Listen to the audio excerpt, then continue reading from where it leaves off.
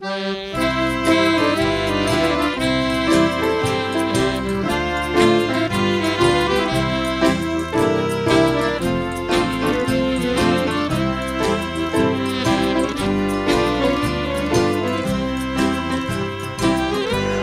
vou apenas aqui dar as boas-vindas.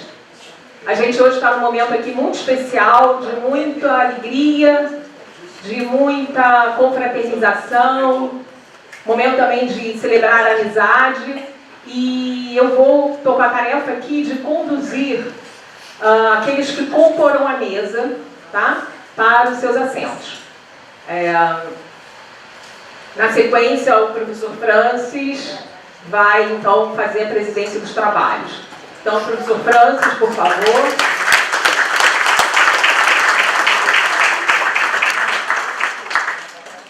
Temos também o nosso autor, Francisco Soriano, uma grande partida, anos de estudo.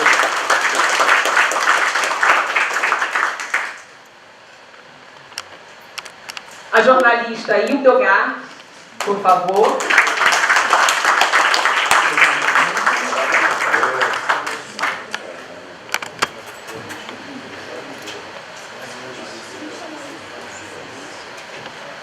Nossa querida professora Vitória Grabois, por favor.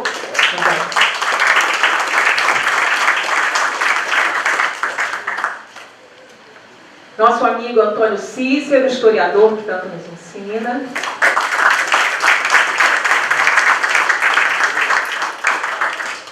Estamos aqui hoje também contando com o presidente da Comissão Permanente de Direitos Humanos da Câmara dos Deputados, deputado Raymond. Por favor.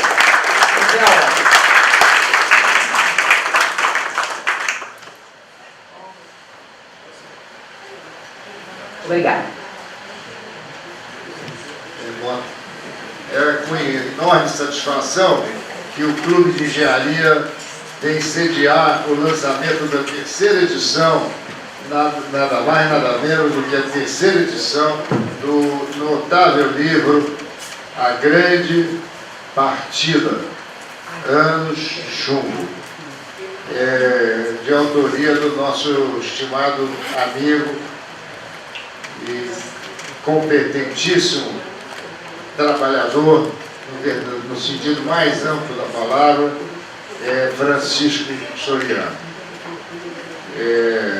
Esse evento é também um ato público, com essa mesa de debates sobre a democracia e soberania. Dessa mesa está participando o nosso autor, Francisco Soriano, a jornalista Hildegard Ângelo, o historiador Antônio Cícero Cassiano de Souza e a professora Vitória Grabois.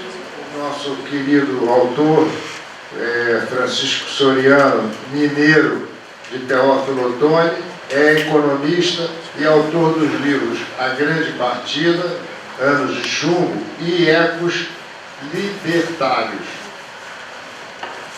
É cidadão honorário tanto aqui da cidade como do estado do Rio de Janeiro. Por quase 50 anos foi funcionário da Petrobras, da nossa Petrobras, maior empresa brasileira, uma das maiores do mundo. Atualmente é um dos diretores da TV comunitária do Rio de Janeiro. Por várias gestões, Francisco Soriano foi eleito e ocupou o cargo de diretor da Associação dos Engenheiros da Petrobras, a AEPET, e do Movimento de Defesa da Economia Nacional, o MODECOM, e do Sindicato dos Petroleiros do Rio de Janeiro, Sindipetro, RJ, e devido à sua luta contra a ditadura empresarial militar de 1964, foi demitido da Petrobras por razões políticas inaceitáveis e respondeu a inúmeros inquéritos militares, tendo sido preso e, por incrível que possa parecer, torturado. O deputado Raymond, também nosso querido deputado, é professor, bancário e teólogo, preside a Comissão de Direitos Humanos, como foi dito aqui, Minorias e Igualdade Racial, aqui da Câmara dos Deputados. Ele também coordena a Frente Parlamentar em Defesa da População em Situação de Rua e a Frente Parlamentar das Organizações da Sociedade Civil. Em 2025, o deputado está nas comissões de Educação, Administração e Serviço Público, Ciência e Tecnologia, Trabalho e Defesa dos Direitos da Pessoa Idosa. Raymond foi padre franciscano, veio das comunidades eclesiais de base e atua na defesa dos mais empobrecidos. Destacou-se por 4 mandatos como vereador no Rio de Janeiro. É doutorando em História Comparada pela UFRJ, Universidade Federal do Rio de Janeiro. A nossa professora Vitória Grabois é membro da diretoria colegiada do Grupo Tortura Nunca Mais, RJ, GNT-RJ, né? Representante da GNT-MR, do Comitê Executivo da Federação Latino-Americana de Associações de Familiares de Presos e Desaparecidos da América Latina e representante do GIM-RJ,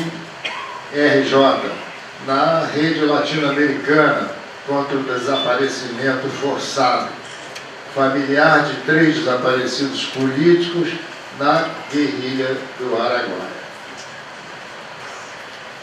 A jornalista Hildegard Angel, filha da estilista Zuzu Angel e de Norman Angel Jones, irmã de Stuart Angel Jones.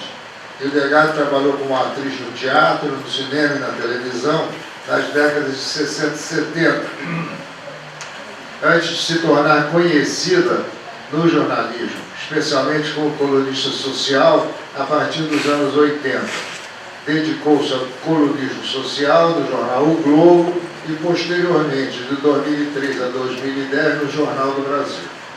Fundou, em 1993, o Instituto Zuzu Angel, entidade sem fins lucrativos dedicada à promoção e à capacitação da moda no Rio de Janeiro, tendo como objetivo principal lembrar a luta de seu irmão Stuart Angel Jones e de sua mãe, a estilista Zuzu Angel, que foi assassinada pelos agentes de repressão da ditadura militar num acidente de automóvel forjado no bairro de São Conrado, no Rio de Janeiro, em abril de 1976.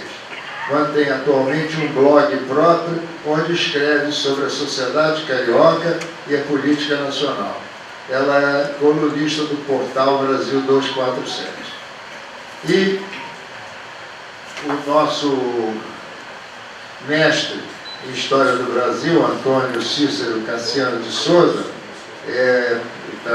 opera nesse mestrado pela Universidade Federal do Rio de Janeiro desde 1993 e é doutor em História Social Contemporânea pela Universidade Federal Fluminense, 2002. Atualmente é pesquisador do Centro de Educação Popular e Pesquisas Econômicas e Sociais e professor e pesquisador do Instituto Superior de Educação do Estado do Rio de Janeiro. Tem experiência na área de História, com ênfase em História do Brasil, História Contemporânea e História de Linguagem Audiovisual, atuando principalmente nos seguintes temas: questão nacional, revolução industrial, crise orgânica do capital, reformas e revolução social, cinema, história, guerra e imperialismo. Então, assim está formada a nossa mesa, e eu passaria a palavra para o autor.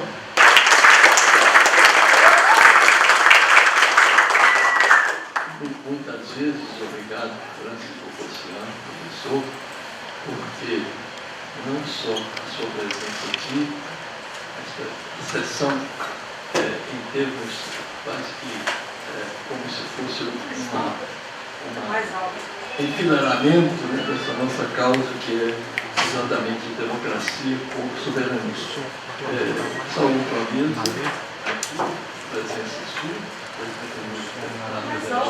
E aqui também, membro da Comissão de Direitos Humanos e Teorias da Câmara Federal, a nossa querida, e fomos nós também sofridos, né, Hilda Adriane, cujo irmão também pertenceu à nossa organização, com muita honra, a LM, a nossa querida Grabois também, que teve praticamente os seus mais próximos familiares, né, levados na máquina de trucidar pessoas, que foi a ditadura militar, empresarial militar de 64, e também o nosso querido Cícero, representando também a editora Inverta, que nos cedeu honrosamente a autoria, né, a edição desse livro. Eu queria pedir licença para falar, escrito porque eu não quero esquecer nenhum dado aqui que me faz questão em meus 82 anos de não deixar passar.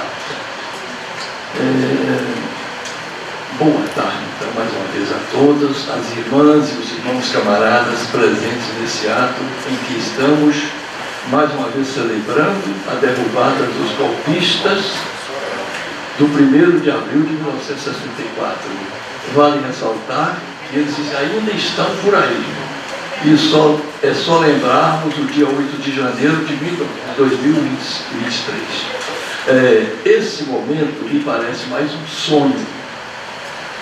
Um sonho acordado, poder brindar com os companheiros e companheiras de lutas intensas a vitória política contra a ditadura covarde, cruel e corrupta de 1964.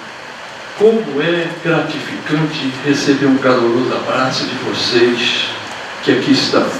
Quero estendê-lo aos que não puderam estar aqui. Alguns até porque tombaram na heróica luta contra o tirano. Sobre esse ato quero externar um eterno agradecimento a todas e todos que organizaram, em especial a Sueliema Franco e Cristina Martínez. Elas foram incansáveis de carregar o piano nos últimos dias. Jamais esquecerei dos companheiros e companheiras. Com profunda humildade eu quero dizer do orgulho de ter conhecido, convivido e lutado ao lado de grandes seres humanos que sonharam com um Brasil mais igualitário e fraterno, democrático e soberano. Vou citar 3, das centenas de santos, porque ninguém é mais puro do que um santo, de sábios, porque ninguém conhece tanto quanto um sábio, e de heróis, porque ninguém é tão corajoso quanto um herói que conheci.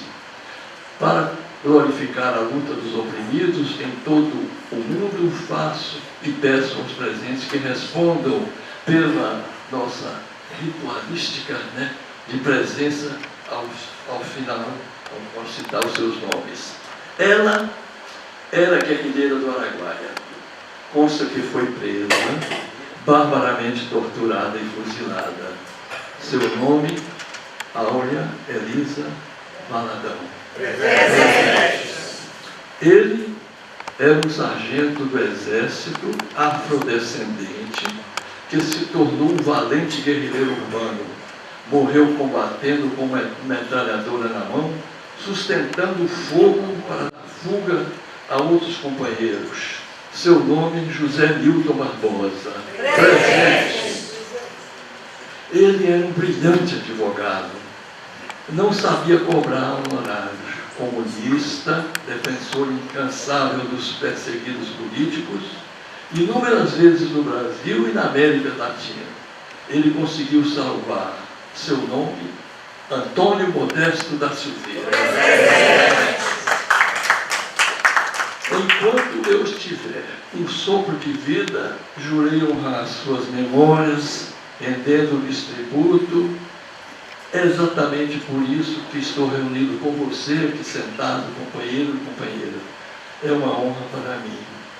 Porém, a melhor maneira que eu entendo possível para homenageá-los é prosseguir a mesma luta contra o fascismo, os opressores, verdadeiros ladrões do povo, entreguistas do patrimônio público que querem nos escravizar, as aves de rapina descritas na Carta Testamento de Getúlio Vargas, e buscando reavivar a memória desses grandes defensores da soberania nacional. Esses sim, verdadeiros patriotas. A teologia da libertação nos ensina que nascemos para cooperar e não para competir. Um Deus libertador nos quer fazer feliz, amado infinitamente e amando, de bem com a natureza e livre de qualquer preconceito. Aos 82 anos, o que mais me motiva na vida é continuar na luta pelas causas dos movimentos sociais e populares, pelo ensino público e gratuito, pela democratização das comunicações, contra o latifúndio improdutivo, a agiotagem dos bancos, a entrega de nossas estatais, que o que eles mais querem de jacaré e boca aberta, que é a nossa Petrobras, o extermínio dos povos originários, o genocídio dos palestinos pelos sionistas e, sobretudo, por democracia, que a gente tem que lutar com soberania popular. Cheio de gratidão pela presença amiga de vocês e recarregado de energia positiva, gritem comigo contra os golpistas, os fascistas, os traidores do povo brasileiro. Sem anistia, sem anistia, sem anistia. Sem anistia, sem anistia. Tortura nunca mais, tortura nunca mais, tortura nunca mais. Hasta la vitória sempre. Retorno para passar o tempo.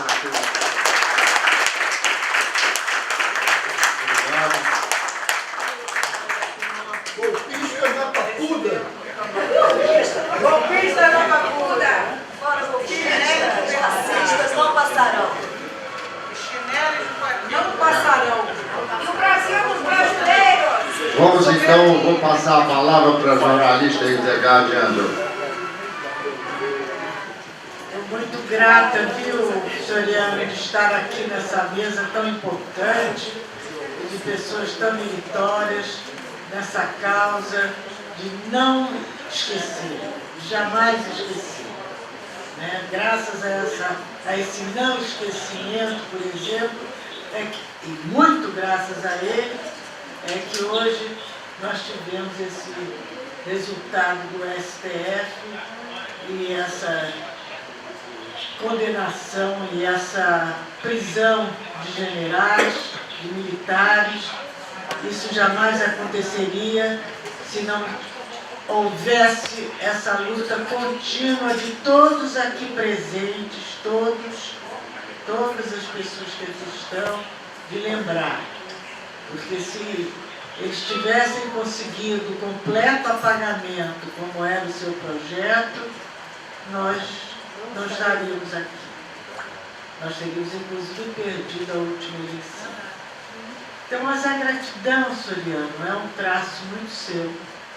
Eu vi que no seu livro você detalhadamente agradece cada pessoa que passou por sua vida, agradece todos os que o apoiaram em todos os momentos, na sua luta, na divulgação do seu trabalho, do seu livro, que é um livro que realmente vai ficar para a história, porque você tem muito suor, muito trabalho, muita dedicação aos fatos, que você perpetua nessas páginas. E se cada um pudesse fazer o mesmo, eu tivesse a sua capacidade de fazer o mesmo, então ia ser uma coisa sensacional.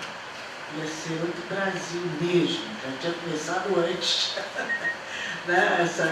essa reação, né, que hoje nós vemos, essa conscientização, as pessoas voltaram para as ruas, isso é um grande alento que nós temos. No vídeo que você passou ainda há pouco, Soriano, que se repetiu, e foi bom rever pessoas, rever o nosso Nilmário, que está lá em Minas agora, que saiu de Brasília, ver o Modesto da Silveira, essa grande personalidade, esse jurista piedoso, cuidadoso e solidário com os brasileiros mais importantes, mais meritórios, que foram os nossos heróis contra a ditadura brasileira. E nesse vídeo, na abertura desse vídeo, um dos comentaristas que eu não soube identificar, e a Vitória também, Grabosta, ao meu lado, ele falou que dizem que foi que o movimento, que a opressão veio em decorrência do movimento armado. Não foi nada disso. Foi o contrário. Foi o contrário. Foi o último suspiro daqueles jovens que já tinham feito de tudo. Foi o último gesto de bravura, de coragem, de entrega absoluta ao nosso Brasil, ao nosso povo e a essa linda causa, né, de um Brasil mais igualitário, de um Brasil como deve ser, como deveriam ser todos os países, de maior sem esse desnível enorme que nós temos e com oportunidade para todos. E um Brasil, dentro da ideologia do meu irmão, um Brasil comunista.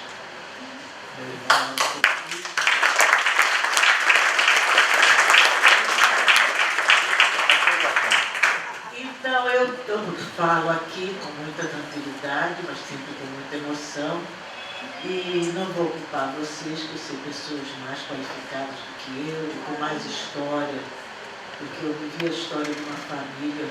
Há pessoas aqui que viveram a história na própria carne, na própria pele, nas torturas. Então eu vou deixar esse tempo para essas pessoas. Muito obrigada.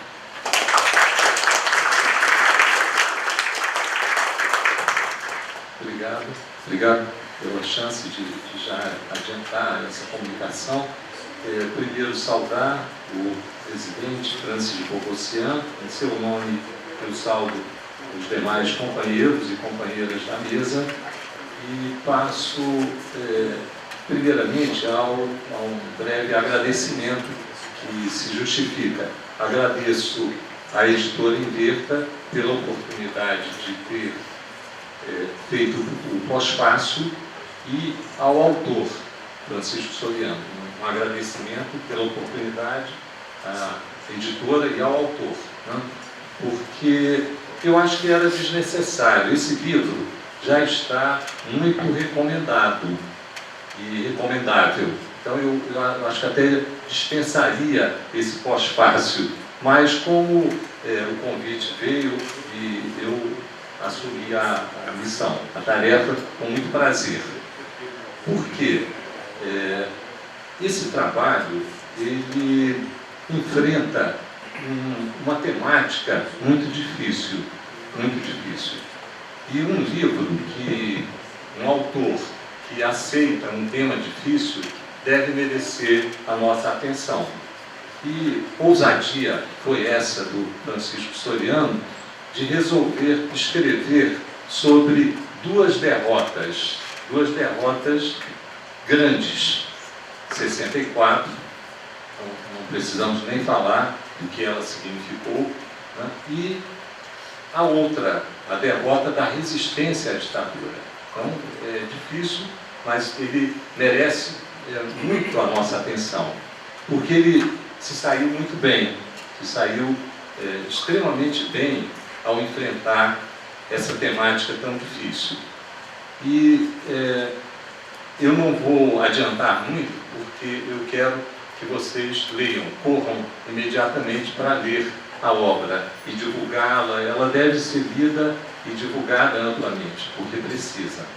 Nós precisamos aumentar bastante o estudo sobre. Já há muito material, já há muita coisa que tem sido produzida, tanto por historiadores como por protagonistas desses episódios históricos tão importantes. Tanto o 64, né, o imediatamente pós-64, quanto a chamada resistência armada que começa ali mais para frente. né? Esse é um tema que o Soriano aborda.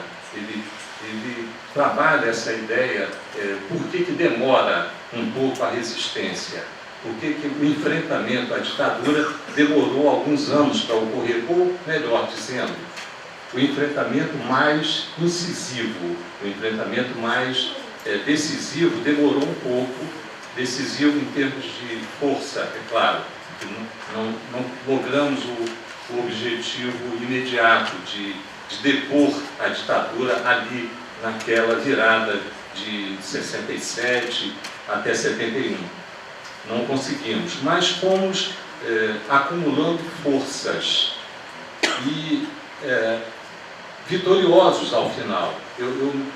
Não é bom contar o final de um trabalho, mas vocês já devem ter observado, e eu não vou adiantar muito o final, mas pelo que o autor disse nas suas falas iniciais, nós fomos vitoriosos, nós estamos vivos, resistindo e passando para as novas gerações o que representou essa epopeia. Podemos chamar que tem uma trajetória de feitos de homens e mulheres muito impressionante nesse livro. O livro é muito, como a jornalista Hildegard se referiu, ele é muito cheio de informações, de uma didática. É um livro fácil de ler também. Esse é outro, eu posso dizer isso, porque e os outros que leram já também disseram isso, que o livro é de fácil acesso, então isso facilita muito.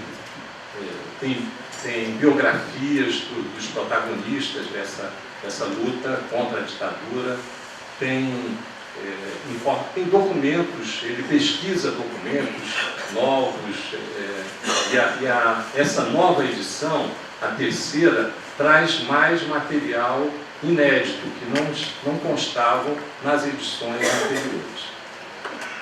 Então é um pouco assim para instigar a leitura e mostrar o grande trabalho que foi feito, né?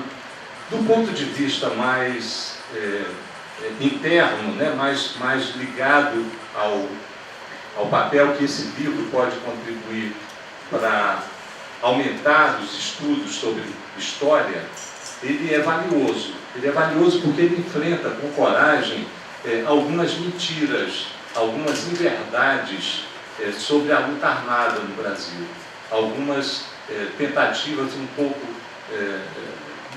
matreiras, malandras de desqualificar a ação dos guerrilheiros de 67, 68, como responsabilizá-los, por exemplo, pelo endurecimento da ditadura. De fato, a causa histórica fundamental da luta armada foi a própria ditadura. Isso tem que ser dito e repetido. A ditadura implantou, ela por si, inicialmente, a violência, a tortura, a prisão, e a resistência foi se constituindo com problemas, com sacrifícios, com dificuldades, mas foi se constituindo. Então, é preciso observar isso no trabalho do Soriano. E não há um determinismo, portanto, tem muitas determinações no trabalho, muitos argumentos. Por exemplo, ele aponta com bastante dados os movimentos de 68, os famosos movimentos de 68, e não vai para fora do Brasil. Ele pesquisa os movimentos aqui, a luta no calabouço, a passeata dos 100 mil, as movimentações estudantis e operárias do período também, estudantis e operárias. Então há farto material sobre isso, criando de fato aí material mesmo de forma empírica. Ele tem uma visão de história que não é uma visão unilateral.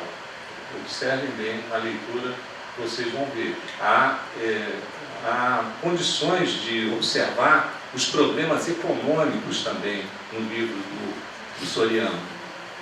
68 não cai do céu. Aqueles estudantes não saíram para as ruas, tanto no Rio de Janeiro como nas outras capitais do mundo, por uma fatalidade. Eles saem às ruas porque o capitalismo já começava a dar sinais de crise em 68. É claro que isso há outras questões que aparecem e não se detém muito, né, os historiadores até agora, nas reais causas do movimento de 68. Mas ali já tinha problema do capitalismo. Os jovens que foram às ruas em 68 já estavam percebendo que o capitalismo não trazia segurança para a sua vida. O capitalismo já começava desde muito tempo, mas ali, em 68, ele já começava a dar sinais de crise grave, de crise econômica grave, que vai explodir depois, como nós sabemos, na década de 70. 73 e em diante, o fim dos acordos do pós-guerra já ficaram muito explícitos na década de 70. Mas 68 já traz inquietação com relação ao futuro. Isso é importante porque nós queremos superar esse modo de produção que aponta miséria, que acumula miséria num polo e riqueza no outro. O modo de produção capitalista tem essas características, tem essa lei cruel de acumulação.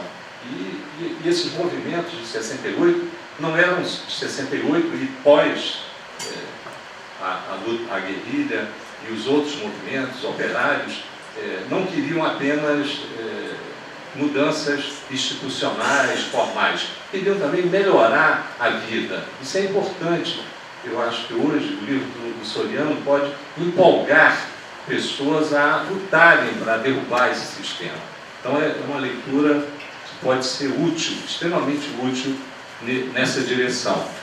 É claro que há outras determinações. O mundo no pós-guerra estava vivendo uma efervescência muito grande. Então, não era só os problemas econômicos, mas as lutas de libertação nacional, as lutas imperialistas, a Revolução Chinesa em 49, a Revolução Cubana em 59, a independência da Argélia em 62, todos esses movimentos empolgaram os participantes da luta armada e dos outros movimentos também. É importante considerar que no Brasil a luta armada é mais visível nesse período de 67 até 71, mas também tem lutas de outro tipo, tem outras formas de luta e organizações que procuravam estimular um pouco. Podem não ter ido muito longe nessa missão de trazer o povo para a luta imediatamente, mas aos poucos o povo foi, dentro das suas condições, encontrando formas também de se engajar na luta contra a ditadura. Isso é fato. E o autor também destaca isso no seu livro. As eleições de 74 já sinalizam uma participação popular muito grande. Então, vamos alargando, né, aos poucos, incluindo novas determinações para construirmos uma história mais científica, de fato. Nós precisamos, e o trabalho do Soriano ajuda muito nessa direção. Uma história científica dentro dos seus princípios, que é importante que seja assim, e uma história também comprometida com a transformação social, comprometida com a revolução, com a luta para a superação desse modo de produção.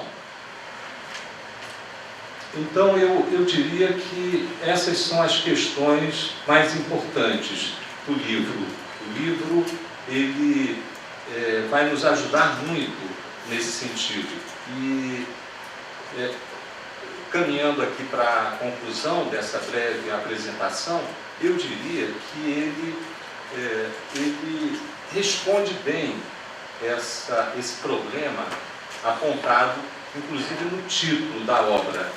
Foi uma grande partida, foi um grande jogo, um jogo difícil, mas ele reconhece que em 85, no colégio eleitoral, de fato, num colégio eleitoral, dentro de condições ainda impostas pela ditadura militar, foi possível, com a eleição de um candidato da oposição, que veio se fortalecendo nas eleições anteriores, um movimento oposicionista que foi se fortalecendo nas eleições de 74 e de 78, foi possível afastar a ditadura, se não como nós gostaríamos, foi possível infligir uma derrota na ditadura em 85. Eu acho que isso é importante também reconhecer, e ele diz isso, não sou eu acabei aqui me empolgando, é ele que diz, é o autor que diz que de fato houve uma vitória, talvez uma vitória limitada, aí sou eu que digo, ele não diz isso, mas foi uma vitória. Então veja que ele termina bem o livro, ele resolve bem o livro, a questão apontada na introdução. Ele resolve bem o enfrentamento de um tema tão delicado, que é resolver de forma otimista, esperançosa, mas não vaga, eu gostaria de frisar, é um otimismo calçado, é um otimismo bem solidificado, bem embasado em investigação. Então, não tenho absoluta certeza que vocês não vão se decepcionar. E terminaria chamando todos para o jogo. O jogo é a leitura. Vamos, junto com o Soriano, jogar essa partida de xadrez que teve um desfecho importante e um desfecho que justificou a nossa presença hoje aqui e as nossas próximas lutas. Vamos encarar esse trabalho com dedicação, com afinco e levá-lo aonde for possível. Vamos divulgar a luta para promover elementos que nos levem à superação desse modo de produção tão cruel e criar condições para a nossa definitiva independência e marchar em direção ao socialismo.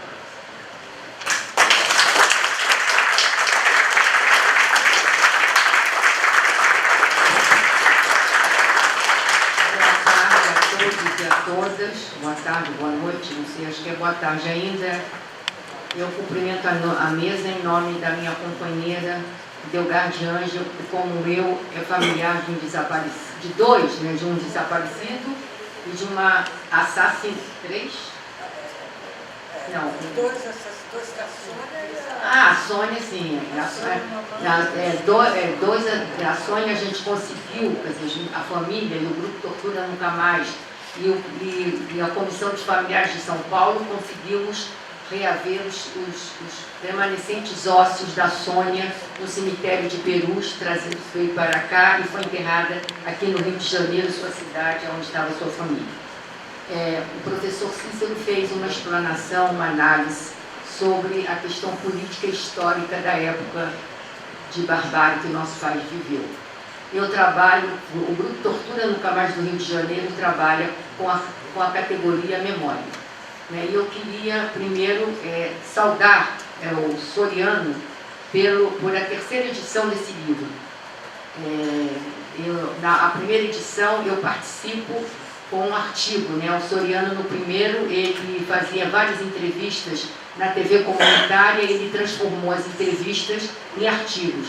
Então eu fiquei muito satisfeita, muito honrada dele ter me convidado para participar da primeira edição do livro e parabenizo ele, que não é fácil no Brasil alguém escrever pela terceira edição. Eu falo na questão da memória porque se hoje no Brasil se fala que tivemos uma ditadura civil, empresarial, militar, é porque nós, os familiares de mortos e desaparecidos políticos e os ex-presos políticos, contamos essa história, os ex-presos políticos que deram seus depoimentos, que escreveram livros, que são professores hoje, uma grande parte, professores universitários, que não deixaram esse período desaparecer do nosso mapa, né? Porque se não fôssemos nós, não se saberia o que aconteceu nos anos de 1964 a 1985, né? E a gente tem, há um preconceito no Brasil muito grande em relação à luta armada. Mas as pessoas precisam entender que aquele era o momento. Em várias partes do mundo nós tivemos luta armada. Várias. No Brasil parece que é um preconceito muito grande contra isso, porque as pessoas se insurgiram e passaram para a luta, né? E a gente, então, eu e Delgado aqui, nós deveríamos estar, voltadas para nós mesmas, porque os nossos se foram, né? Mas aconteceu, né? Mas a gente lutou e a gente não pode deixar que o nome deles caia, né? Que a gente tem que sempre estar atento, lembrar desses heróis do povo brasileiro, desses jovens e também dos velhos, né? Que parece, outro dia no grupo Tortura Nunca Mais chegou uma menina lá dizendo o seguinte: meu pai era negro, meu pai era do MR8, até estou vendo a Georgina lá, até vou perguntar a Georgina depois se conheceu essa pessoa, e ela era negra, e ela disse: eu não vejo negros. Eu falei: nós temos, quem já foi no grupo Tortura Nunca Mais já viu, nós temos 3 painéis com mais de 300 desaparecidos políticos no Brasil, mas nós somos, segundo a Comissão Nacional da Verdade, é 434. Nós tínhamos muito mais, nós tínhamos 495, só que a Comissão da Verdade do Brasil, ao invés de aumentar o número de desaparecidos, diminui, porque o Brasil é o país mais atrasado de toda a América Latina em relação à questão da questão dos direitos humanos. Nós ainda estamos atrás de vários países. Nos outros países, você vê na Argentina, são 30 mil desaparecidos, no Chile são 9 mil desaparecidos, no Uruguai são 3 mil desaparecidos. Não é possível que nesse país continental, que na época tinha 100 e tantos milhões de habitantes, a gente só tenha 434. Os indígenas não foram computados, os quilombolas não foram computados.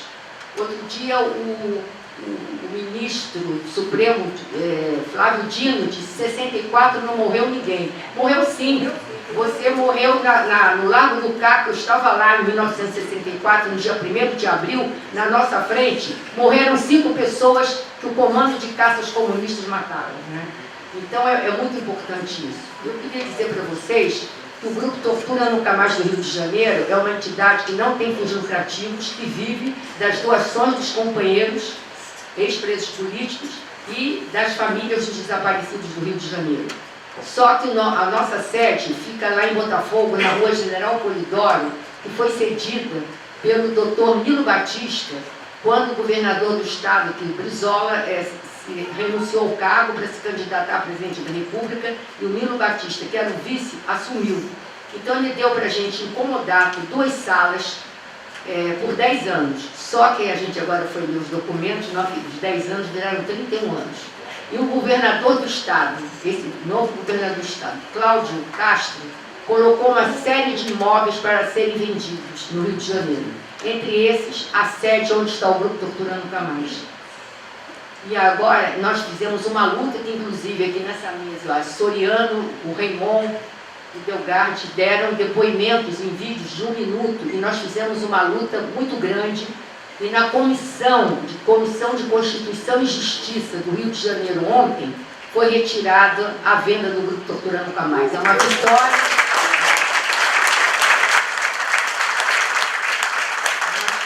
Quero agradecer a todos os companheiros que lutaram junto com a gente nesses dias, porque a gente no Grupo Tortura Nunca Mais não fazemos mais nada. A nossa vida é só voltada agora para a manutenção da sede.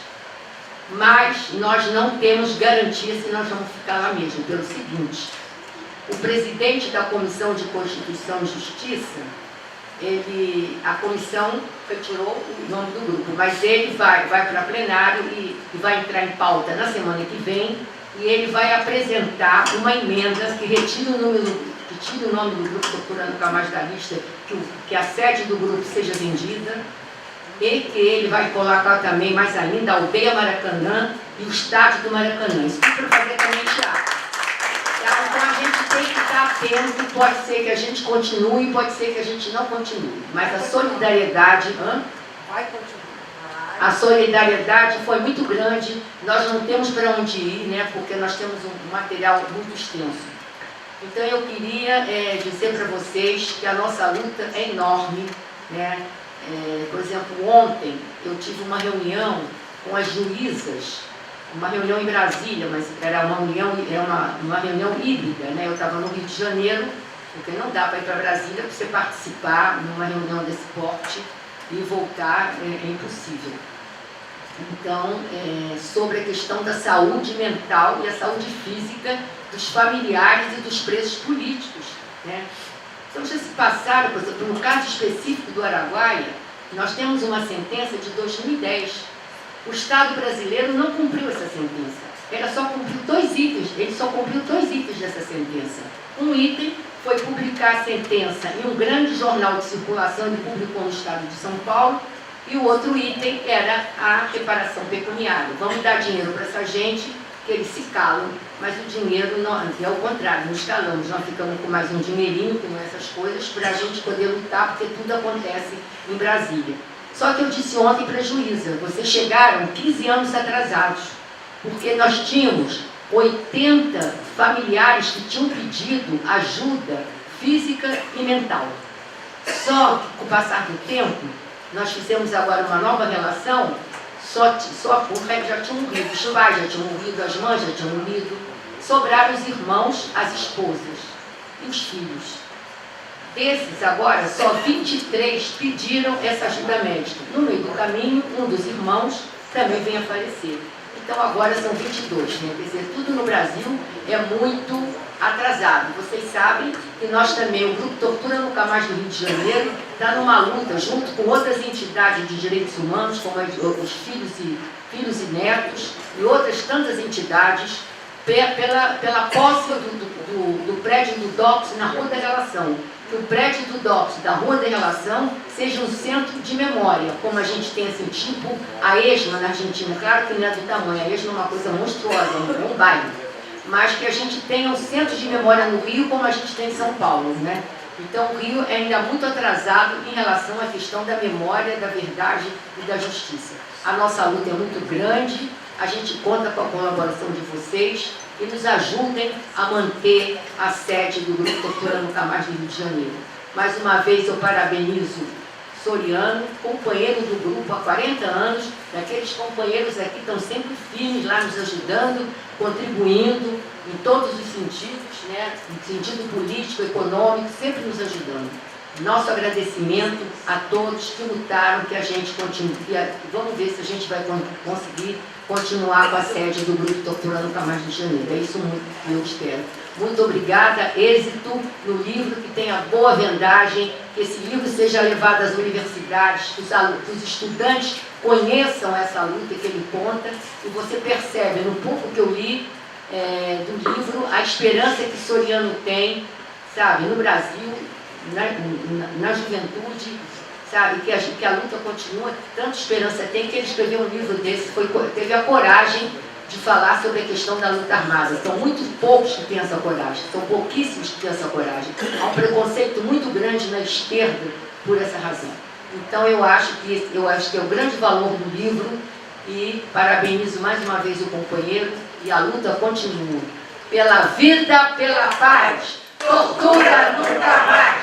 Pela vida, pela paz, tortura nunca mais. Quero cumprimentar todas e todos. Quero cumprimentar aqui Vitória e Hildegard, duas mulheres aqui na mesa, que somente as duas juntam das suas famílias 5 pessoas desaparecidas e assassinadas. 6 pessoas desaparecidas e assassinadas pela ditadura militar, cujos culpados não foram sequer levados ao banco dos réus. Nós queremos cumprimentar também aqui o querido Francis, o professor Cícero e o querido Francisco Soriano. Primeiro dizer para vocês como não amar Francisco Soriano. Eu fico aqui olhando para a sua família e fico lendo aqui a carta que os filhos escreveram, né? A parte dos filhos escreveram, né? O pai Francisco entrou na roda, né? E aí eu fico imaginando como é que alguém pode, sob a batuta dos ditadores, sob a força bruta da ditadura militar, que levou tanta gente à morte e que escondeu tanta gente e que exilou tanta gente e que torturou tanta gente, como é que alguém que passou por esse caminho, né, sendo torturado, sendo preso, sendo perseguido, consegue escrever, ao mesmo tempo com tanta firmeza, com tanta objetividade, mas também com tanta ternura e com tanta poesia, que é o que fez o Francisco Soriano nas edições de seu livro, aqui A Grande Partida, Anos de Chumbo.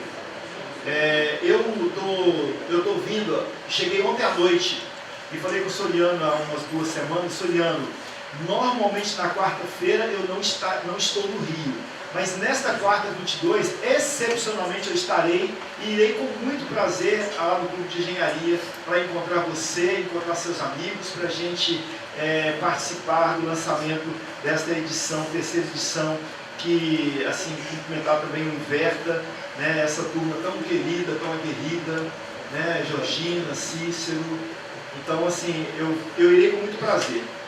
E porque eu cheguei ontem à noite, era bem à noite já, estou ainda meio virado no fuso horário, cheguei da China, fui representar o Brasil lá numa exposição da indústria criativa e cultural da China. E é muito interessante a gente falar da China e do Brasil, que a gente diz assim, a China, né, ela é uma sociedade de milênios, milenar, e a gente olha para nós e para a gente acabar com esse mito do descobrimento, a gente também tem que afirmar que nós também somos milenares. Os nossos povos tradicionais, os nossos povos originários, o nosso povo amazônico, né, a nossa estrutura enquanto povo também é milenar. A nossa sabedoria também é uma sabedoria milenar. Então, assim, a gente precisa entender, né, a potência que a China hoje, inclusive fazendo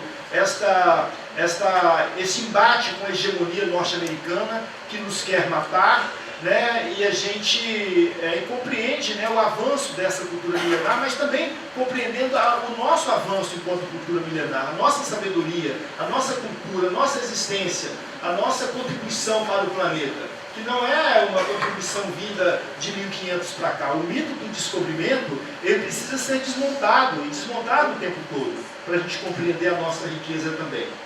Depois, lembrar aqui que o livro do Soriano, ele menciona, né, ele traz consigo, por mais que ele nem diga especificamente, os nomes e as histórias e as vidas dos conhecidos e desconhecidos que foram torturados, exilados e assassinados durante a ditadura militar.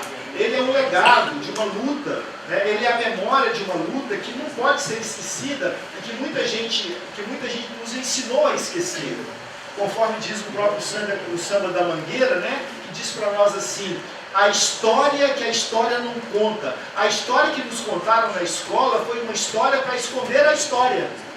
A história que contaram para a gente, que fizeram a gente aprender nos bancos da sala de aula, é uma história, Cavalcante, para a gente esquecer a história.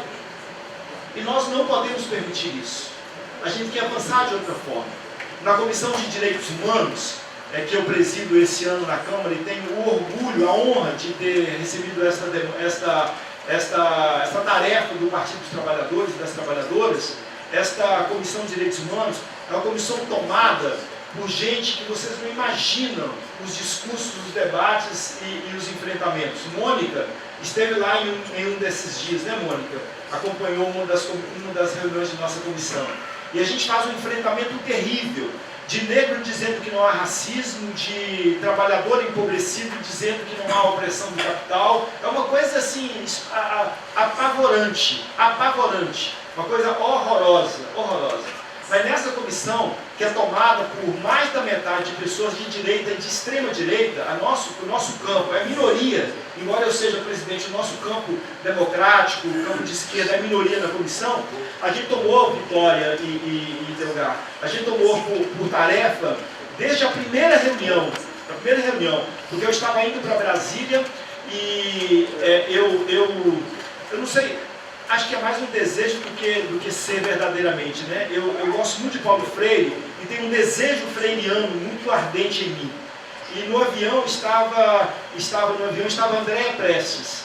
E Andréia, nós viajamos juntos e no aeroporto a gente trocou uma prosazinha rápida ali no saguão do aeroporto, lá em Brasília já. E eu ia ter naquele dia a primeira reunião da Comissão de Direitos Humanos que eu ia presidir. Aí eu disse assim, escuta Andréia, eu vou falar hoje na Comissão de Direitos Humanos sobre uma cena. Vou falar sobre uma cena, João Macena, e que é avô da Andréia, né? E aí eu fui para a comissão e na primeira reunião eu disse assim, vamos fazer o seguinte, em cada reunião da comissão a gente vai falar sobre um brasileiro ou uma brasileira que foi torturado pela ditadura militar de 1964 a 85. E assim, de lá até hoje, em todas as reuniões, a gente faz a leitura da biografia de um brasileiro que lutou contra a ditadura militar e que foi derrotado e levado à morte.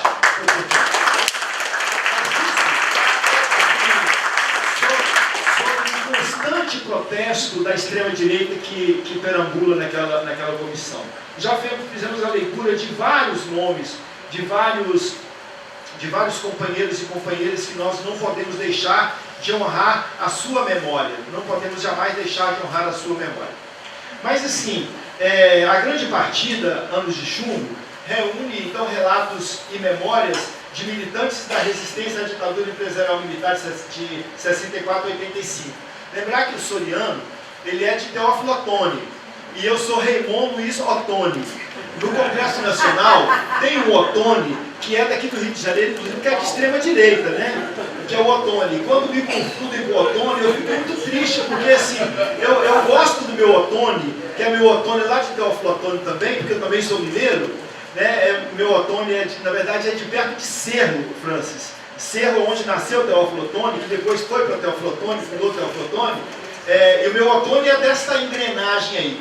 Então, eu fico, às vezes tendo que esconder o meu Otoni, mas eu nunca queria esconder meu Otoni, porque quando eles me confundem com o Otoni do Congresso Nacional, é porque estão falando do Otoni de Paula, embora eu o respeite, porque todo ser humano é merecedor de respeito, mas ele está num olhar político, sabe, muito diferente do meu. Ele olha para a extrema-direita e defende Bolsonaro. Eu olho para o campo democrático popular e defendo a luta do povo trabalhador.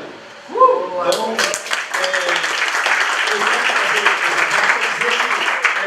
eu e o Soriano somos meio que parentes, né? Eu por ter Otoni e ele por ter nascido em Teófilo Otoni. A gente pode fazer as licenças, somos da mesma linhagem franciscana, né? Aliás, o livro do Soriano é um livro que tem muito de franciscanismo mesmo, né? É um livro que fala com ternura de um tema muito duro, de um tema muito pesado. O livro, o Soriano, então, que é, portanto, mineiro de Teófilo Otoni, ele faz um registro essencial dos anos de chumbo, amparado por informações trazidas, inclusive à tona, no relatório final da Comissão da Verdade, de 10 de dezembro de 2014. Então ele antecipa muita coisa o Soriano vem trazendo aqui, e isso é muito importante. A gente não pode deixar isso de lado, essa história não pode ser definitivamente esquecida, ela tem que ser lembrada o tempo todo. Né? Não para a gente viver numa lembrança que nos dói, mas numa lembrança que nos leva à militância, para que isso nunca mais aconteça, para que as pessoas nunca mais tenham as suas liberdades tolhidas, para que nenhum mais ser humano seja colocado no pau de arara, para que ninguém mais seja torturado, para que o brilhante Ustra não seja elogiado, não seja enaltecido no Congresso Nacional, porque naquele 17 de abril, Bolsonaro devia ter saído preso de dentro do Congresso Nacional. Então, assim, a vida do Soriano, ela está ligada aos eventos narrados no livro. Ele foi funcionário da Petrobras, já foi falado aqui, demitido, depois anistiado. Na verdade, Soriano é daqueles camaradas que, aos 82 anos, disse aqui que, na verdade, ele continua no mesmo sonho de quando ele era jovem. Isso é de uma lindeza, isso é de uma profundidade, isso é de uma ternura, de uma humanidade, de uma dimensão de um coração que é tudo que a gente quer na vida. A gente ficar mais velho, né, ficar com mais idade, mas não perder a ternura do desejo de construir uma sociedade onde as pessoas sejam respeitadas pelo que elas são e do jeito que elas são. Esta é a figura do Soriano. Por isso a gente está aqui, viu, Soriano? A prisão não demorou e aconteceu lá em 1969. E aí a gente vai ver no livro, né? Todo mundo, quem não leu o livro vai ler. Eu li a outra edição, vou ler essa, porque já me falou que tem muita mudança no livro, porque quando eu recebi, logo depois estava nessa loucura, nessa correria para lá e para cá, mas vou ler de novo. Soriano formou sua família, ainda em 70 casou-se com Ivone, que os deixou em 14, né? E nosso carinho para ela, né, Dona Ivone, aquela...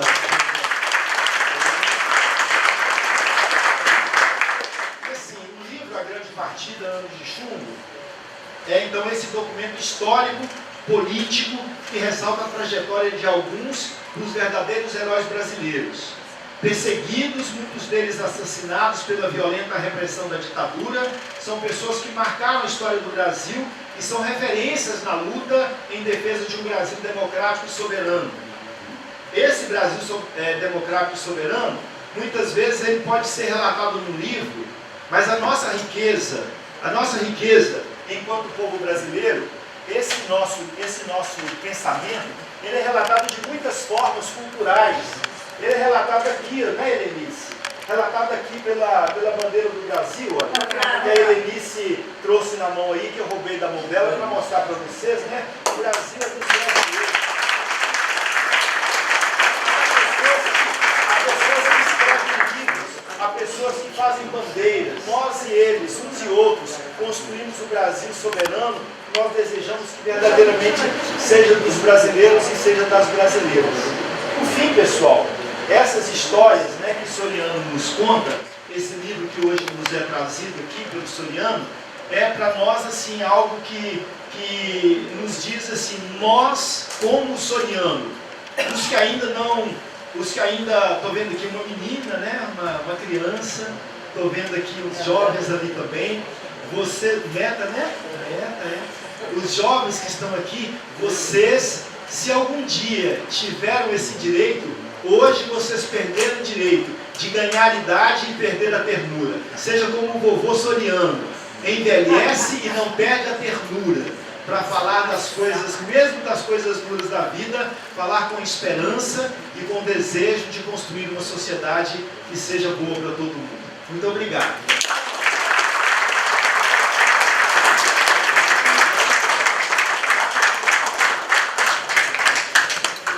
Satisfação de estar aqui no lançamento do livro A Grande Partida, Anos de Chumbo, do nosso querido Francisco Soriano. Eu, na qualidade de um dos diretores da TVC, Canal 100 da NET, quero prestar minha solidariedade e, como camarada e companheiro do Soriano há mais de 60 anos, deixo aqui meu grande abraço, torcendo para que esse livro seja amplamente divulgado nas universidades e no meio dos estudantes e no Brasil em geral. Um grande abraço, Soriano.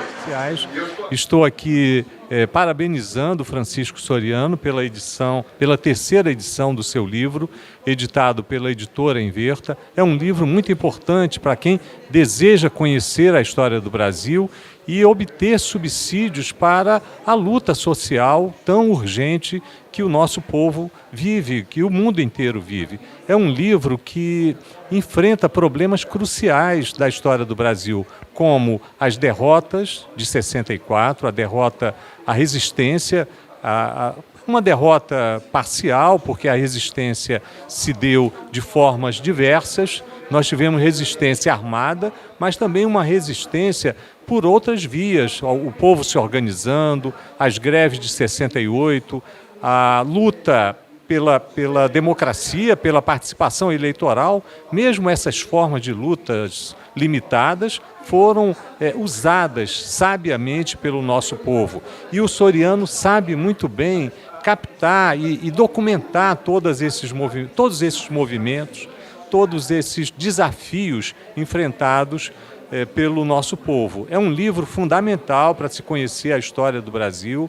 Ele tem uma didática muito boa eu recomendo que seja adotado nas escolas, nos cursos de graduação, no ensino médio, porque aqui nós temos subsídios muito importantes para se conhecer a história do Brasil, a crise em que nós vivemos e a necessidade de superar a crise do capital. A crise orgânica do capital vai ser superada com essas formas de luta ensaiadas e testadas pelo nosso povo.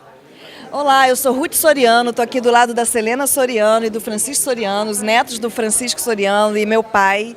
E é uma honra estar aqui na 3ª edição do livro, saudosa Ivone, minha mãe, não está aqui, mas está também abençoando a gente, com essa história do meu pai, dos avós deles, né? Do avô deles, uma história tão difícil, mas tão tenra, de forma tão tenra, né, dito aqui, de uma ternura, de uma forma romanceada e muito importante esse registro histórico. E a minha infância eu lembro dele gravando, que ele falava, eu tenho que gravar isso, eu não posso esquecer, e ele gravando uma fita cassete ali, eu não entendia muito bem, eu tinha uns 8 anos de idade, e que hoje tudo faz sentido, né? Então durante 20 anos a gente viveu na repressão, viveu escondido, viveu para lá e para cá. Meus pais resolveram não se exilar no exterior, resolveram ir para Paraíba, né, onde meu pai também foi descoberto. Aliás, eles casaram de forma na clandestinidade, casaram corridos, se esconderam em Minas, e depois eu sei que em vez de ir para a Suécia, eles foram para Paraíba, onde eu nasci, e as histórias, né, são contadas dessa maneira. A gente sobreviveu, meu pai foi tido como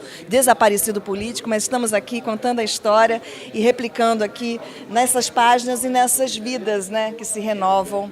Muito obrigada pela oportunidade, TV Comunitária.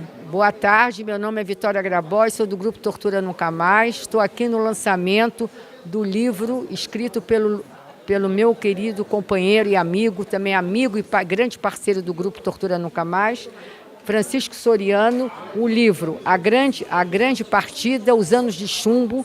Recomendo que todos leem, que é uma história muito importante sobre o período da barbárie que passou o nosso país durante os anos sombrios da ditadura civil-militar, empresarial-militar no nosso país, que durou de 1964 a 1985.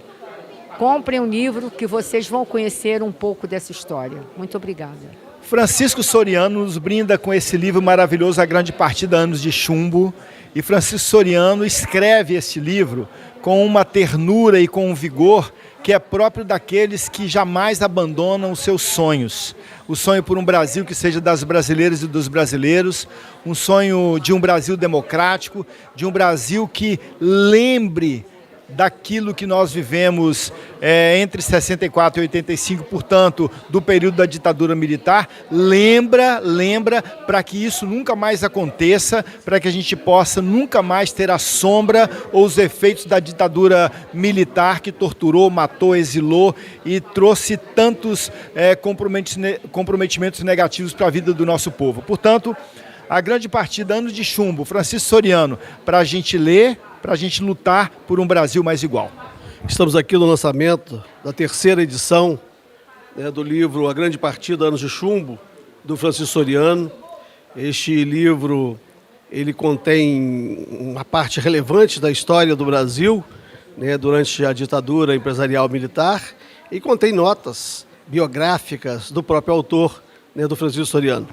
É um pedaço da história do Brasil que precisa ser conhecido, daqueles que resistiram ao entreguismo e ao arbítrio durante a ditadura empresarial militar.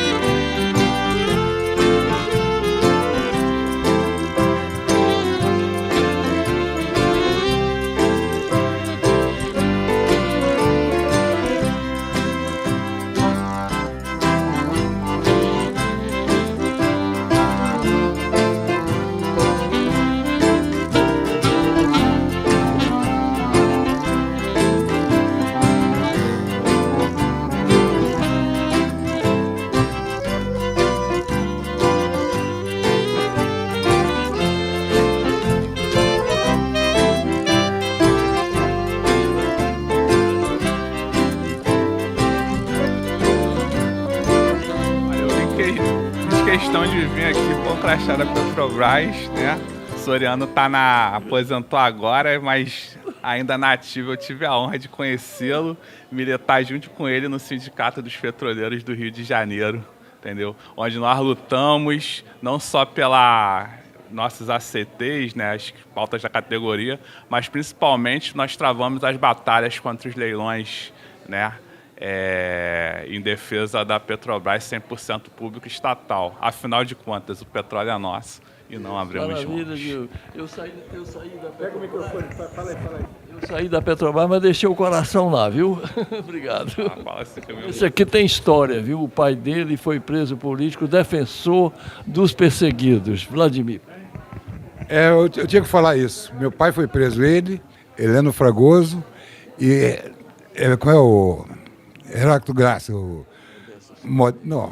Aí quando ele sai da prisão, ele sai entre Modesto da Silveira e Marcelo Cerqueira.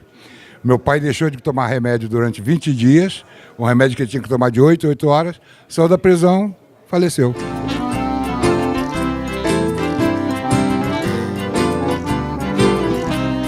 Ato de bravura em combate e de tua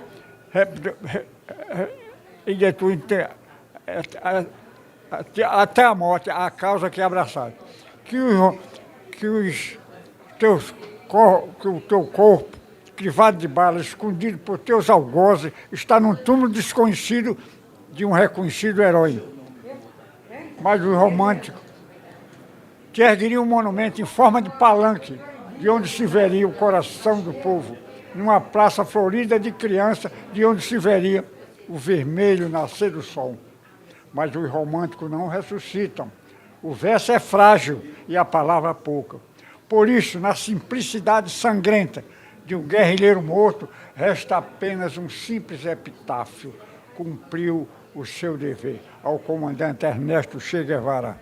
Estamos aqui com o companheiro Soriano, valioso companheiro, não só na comunicação, no combate à ditadura civil, militar, mas principalmente um grande comunicador. E esse livro dele, que é o terceiro, desde o primeiro lançamento eu sempre participei. O Soriano é a memória viva dentro da Petrobras. Ele, em 68, foi preso, torturado, era diretor do sindicato.